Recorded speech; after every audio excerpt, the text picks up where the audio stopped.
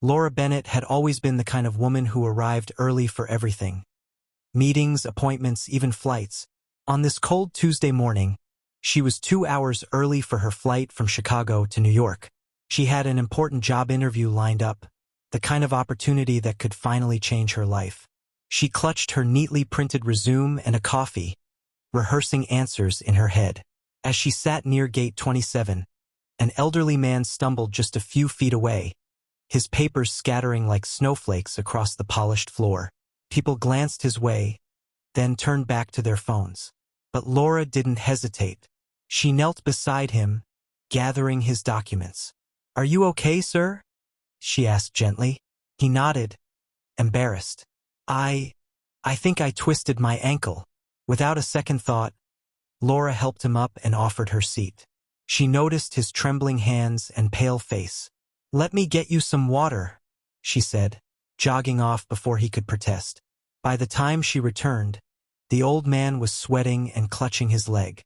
She called for medical assistance, her heart pounding as paramedics rushed over. They insisted on taking him to the airport clinic for a quick evaluation. He looked terrified. "Would you mind staying with me?" he asked quietly. "I don't like hospitals." Laura looked at the clock. Her flight was boarding. Her dream job waited on the other side of that gate. She hesitated for half a breath, then smiled. "Of course I'll stay." Minutes turned into an hour. She missed her flight. The old man, whose name was Walter, was diagnosed with mild dehydration and exhaustion. When he learned she had missed her flight because of him, his eyes filled with guilt. "I'm so sorry, dear. You shouldn't have stayed." Laura shrugged. "You needed someone. The interview can wait. People can't." He smiled faintly. "Not many think like that anymore." After making sure he was safely seated in a wheelchair, she helped him contact his assistant. He thanked her one last time before being wheeled away.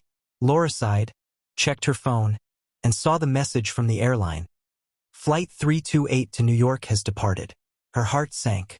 She rebooked for a later flight and called the company to explain. They apologized but told her the interview couldn't be rescheduled.